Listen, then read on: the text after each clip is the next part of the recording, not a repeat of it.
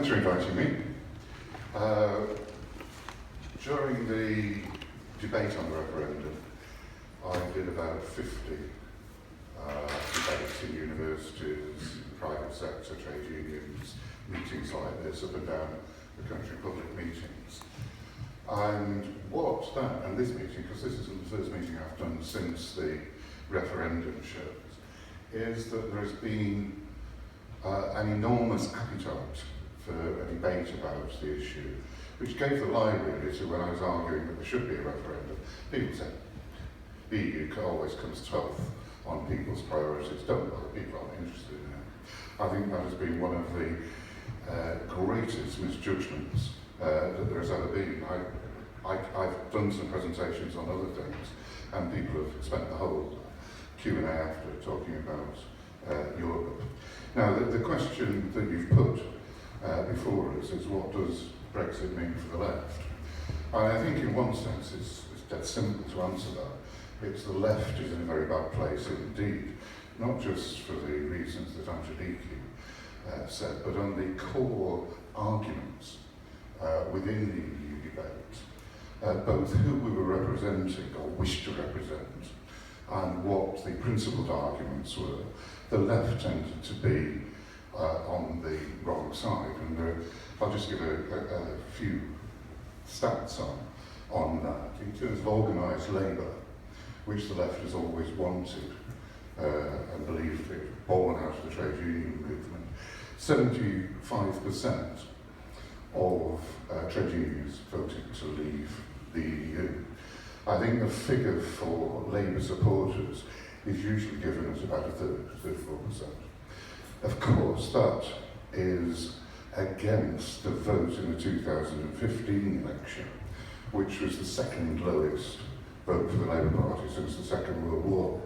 So if you look at either 2010 or a sort of middle ranking number, 2005, probably more than half of Labour voters and potential Labour voters voted to leave.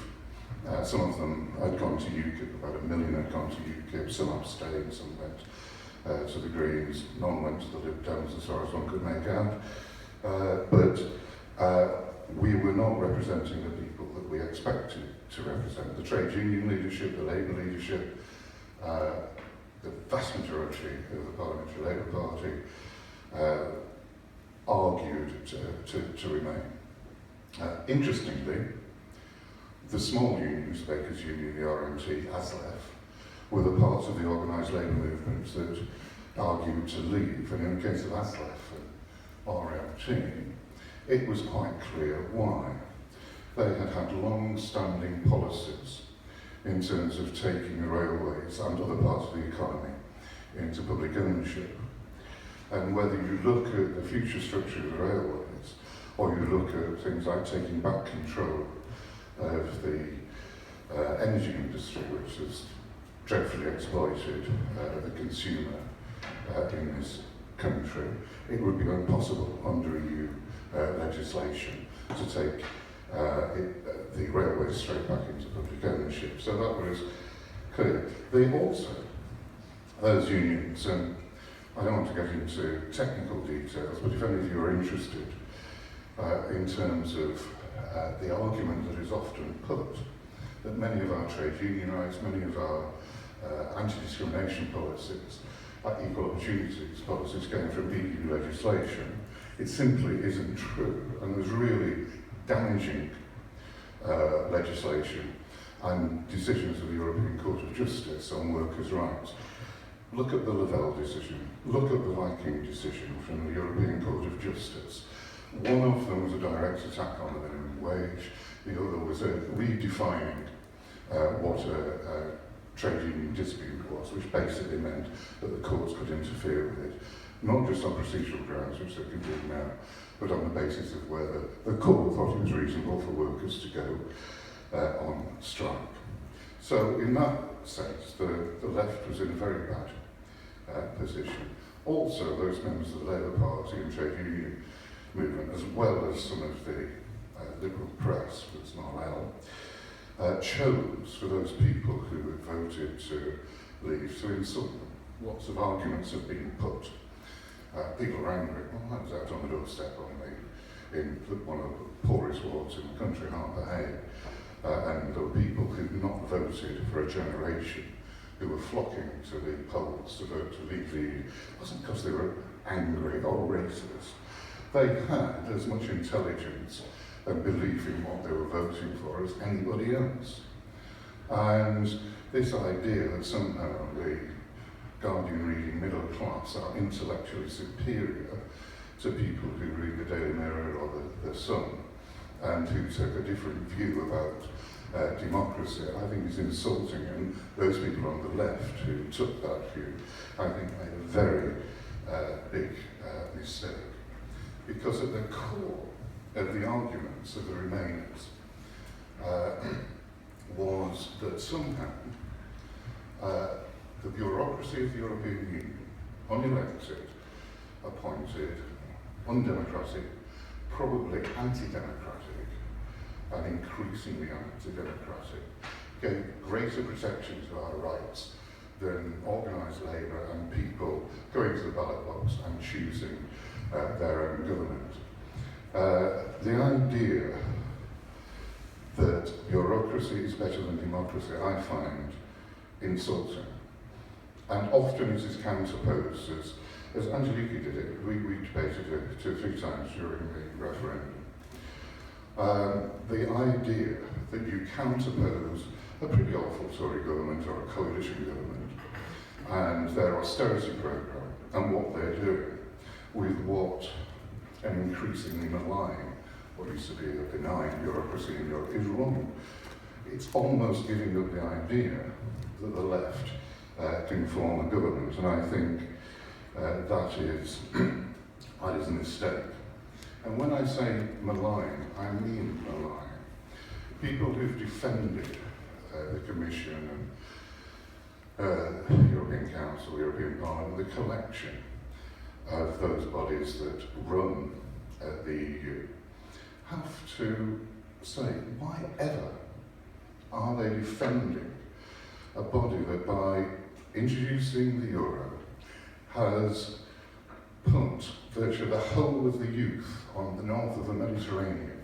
They've written off a generation from Greece, Cyprus, Italy, Spain, Portugal, where there's been over 50% unemployment amongst youth, real austerity, much worse than we've had, because the European project was more important than doing something like that. I think that's pretty malign, and I find it strange that people on the left defend that particular decision. The final point I wish to make, and it's simply this: what does the left do? It's got itself into a position, I think, where it's on the wrong side of who it hopes to represent, and it's on the wrong side of the arguments. The arguments themselves, I think, should always be the reason I'm on the left is I believe in democracy, I believe in taxation and intervention to help the poorest, to improve things in society, whether it's health or the fight against poverty. One intervenes in the economy in that way and believes in redistribution. Those are the key issues that the left has always stood for: the alleviation of poverty, stopping, helping against a disease, etc. But what we have seen is an absence of policies to deal with from the left, both policies and analysis to deal with the problems that we have before us.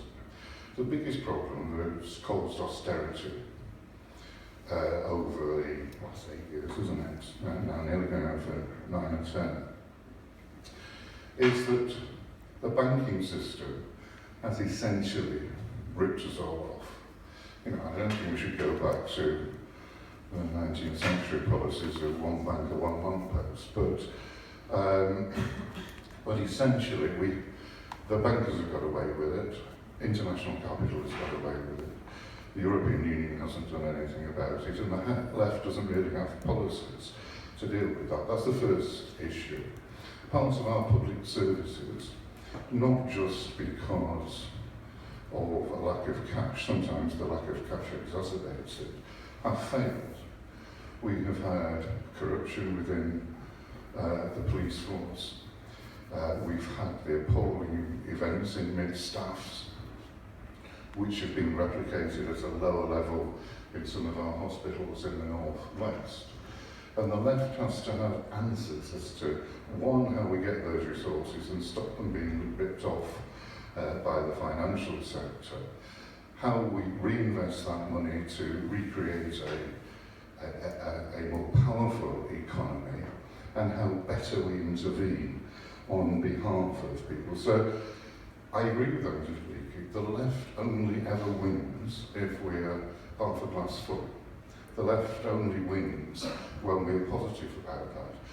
But to be positive, one has to be absolutely clear on what principles we're operating on, so that you can work through to practical policies that will deliver it.